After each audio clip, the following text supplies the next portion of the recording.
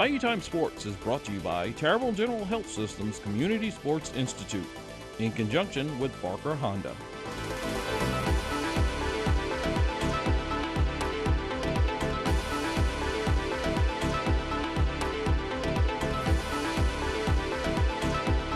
Injured his knee in practice.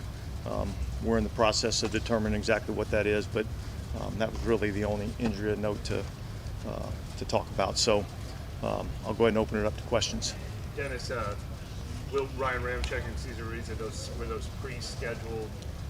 Yeah, there's several guys, you know, whether it be due to previous injury history, age, whatever the case may be, where we'll have some days where they may be limited or may actually even be off. So that was the case for those two players.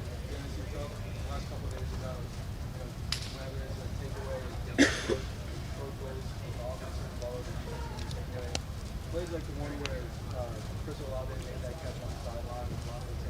Is that kind of what you like to see? Yeah, outstanding. It's outstanding. You know, I mean, there's two guys competing at a high level, and that's what you want to see. And so there's two really good players competing at a high level. I thought Jameis put the ball on him, and so that was good to see. And that's what you really want to see at practice. You want to see a little bit of ebb and flow.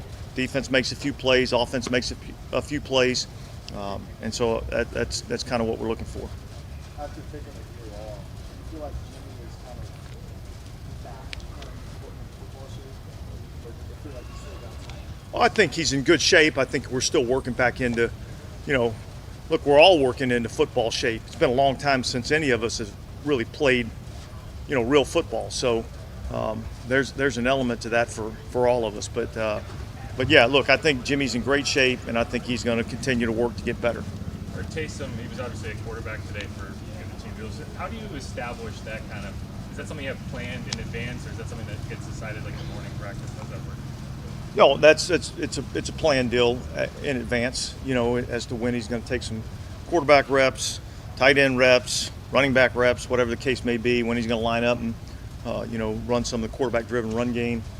That's all stuff that we plan really back there in the spring. And but we're always evaluating. We're always looking to see, look, what do we need more work at? And so we'll continue to do that throughout training camp. Dennis, how do y'all evaluate as a defensive staff as far as run fits? Is it something you have to almost wait till next week, or how do y'all critique that? Well, look, we can evaluate fits. Are they in the right spot? Now, are they actually creating enough contact? Are they actually getting off the block exactly how they need to? Are they able to make the play when it gets into their gap? It's a little bit harder to do, when you're not in pads. We'll see a little bit more of that once we get into the pads. But yeah, I mean, we can see, when they're in the right spots. How'd you like the fans being out there today? Yeah, it's awesome. Yeah, I mean, the fans are a big part of what we do. We're in a tough business, but we're also in the entertainment business a little bit, and we want to put on a good show for our fans. I think we got the best fans in the NFL, and I think we got a unique bond with our city and our fans, and we love having them out here. Do you feel like there was a little bit more juice, or just maybe a little more so just because there was? I think there's always a little bit more juice when the fans are out. No different than when we play a home game and we walk out there on the field in the dome, and we get the Houdat chant right before kickoff. I mean, there's a burst of adrenaline that goes with that. DA, with Paulson and Alante, what are you looking for as a separator between the two? And obviously, both guys are going to play. Look, both are really good players. Really what it comes down to, it's about consistency. It's about making plays. It's about not giving up plays.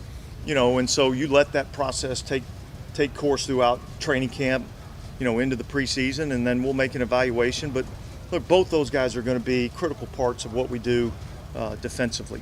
Is the plan to kind of alternate throughout camp, or will there be a point? Look, there's a lot of that going on at a lot of different positions. So it's not unique to one specific position. I told the guys when we started training camp that this roster was built to create as much competition as we possibly can, and that there's really not any spots that are already predetermined.